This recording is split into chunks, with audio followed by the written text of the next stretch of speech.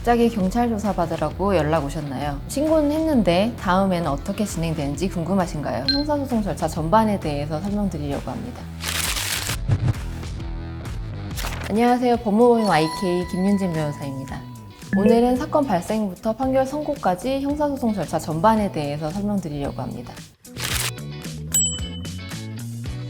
수사기관에서 사건을 인지하는 게 시작인데요. 경제범죄나 사실관계를 정리해서 피해자가 신고를 해야 되는 경우에는 고소고발로 진행을 하시고, 사건 현장에서 바로 접수되는 경우에는 신고로 진행되게 됩니다. 신고 접수가 되었을 때는 바로 이제 수사관이 지금 조사를 받으시죠 할 때 따라가시는 게 아니고 법적 조력을 받으셔서 사실관계나 내용을 정리하신 다음에 조사를 받으시는 게 좋고요. 사실관계나 증거에 대해서 정리가 되지 않은 상태로 고소고발이 이루어지게 되면은 수사기관에서 처음부터 사건에 대해서 안 좋은 예단을 가질 수 있기 때문에 변호인의 조력을 받지 않더라도 개별적으로 사건을 잘 정리해서 고소고발 접수를 하시는 게 좋습니다.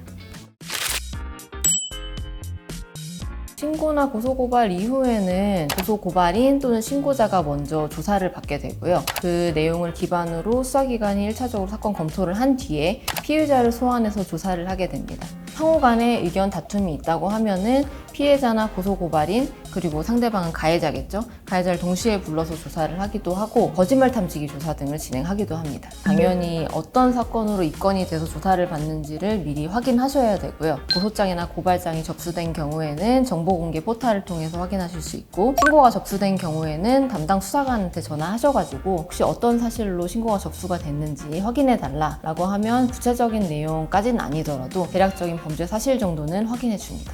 체포구속이 되는 경우는 도주 가능성이 있거나 증거인멸 우려가 있을 때 체포구속이 되게 되는데요. 그런 경우는 사실 흔치는 않습니다. 하지만 그렇게 체포구속이 됐을 경우에는 체포구속이 된 시점으로부터 48시간 이내에 영장이 청구가 되어야 되는데 그 사이에 긴급하게 조사가 이루어지게 됩니다. 진술이나 이런 거를 정리할 시간이 부족하게 되겠죠. 그런 경우에는 빠르게 조사를 중단하시고 가족이나 지인에게 연락을 하셔가지고 변호인을 선임하신 다음에 절차를 진행하시는 게 좋습니다. 또한 그 과정 중에 영장 실질이라는 절차가 이루어지게 되는데, 유치장에 계시다가 영장이 발부가 되게 되면 그대로 이제 구치소로 이감되게 되고, 영장이 발부되지 않게 되고 나면은 석방돼서 이제 나온 상태에서 수사를 받게 됩니다.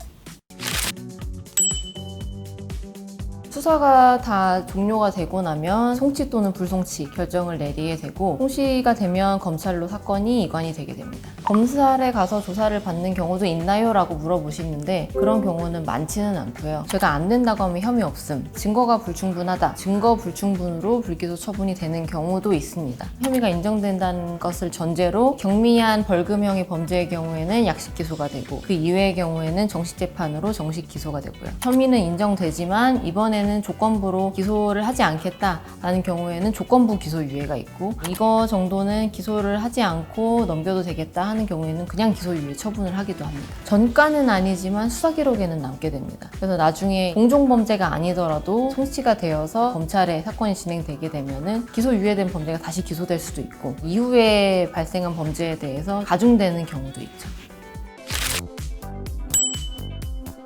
기소를 하게 되면은 공소장 구본이라는 게 피고인에게 송달이 돼서 본인의 범죄 사실이 어떤 사실로 기소가 되었는지 확인을 하실 수 있고, 만약에 수사 단계부터 조사를 받으셨다고 하면은 형사사법 포털이나 이제 검찰청에서 확인을 하실 수가 있는데, 검찰청에서 이제 문자를 발송하는 경우도 있기 때문에 공소장 부분이 송달되기 전에도 내가 기소되었구나는 아실 수 있습니다.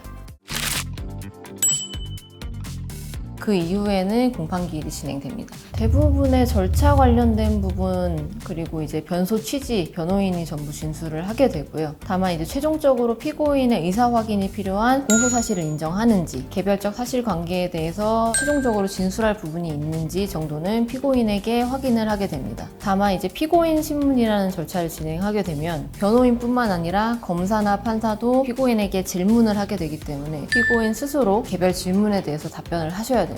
이 경우에 있어서는 유죄의 증거로 사용될 수 있는 진술이 조서에 반영이 될 수 있기 때문에 신중하게 준비하고 진술하셔야 됩니다.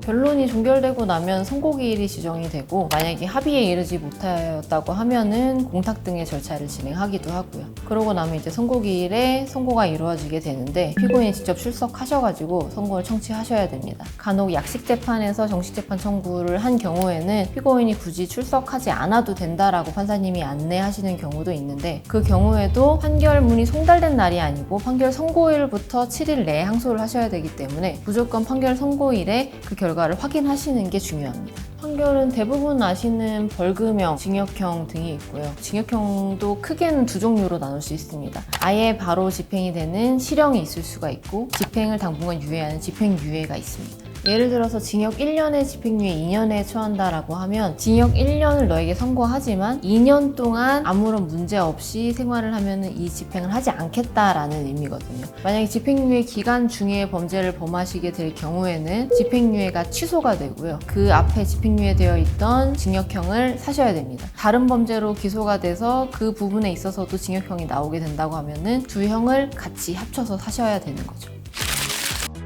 일정한 조건 하에서는 벌금을 이제 분납할 수 있는 제도도 있는데요. 검찰청에 연락하셔서 미리 그 부분을 확인하시는 게 좋습니다. 벌금을 납부하지 않으셨다, 노역장에 유치되게 되고요. 만약에 벌금을 납부하시지 않은 상태에서 소재가 파악이 안 된다, 그럼 이제 수배 대상이 됩니다. 약식재판으로 돼서 약식명령문으로 발령된 경우에는 확인하시고 그냥 벌금 납부됐네 하고 넣어두시는 경우가 있어요. 음주운전이나 아니면 단속을 당했을 때 조회를 하게 되면은 수배 대상이라는 게 뜨게 되니까 그때 이제 확인을 하시고 납부를 하시거나 못 하시게 되면은 이제 노역장에 유치되시는 경우가 있습니다.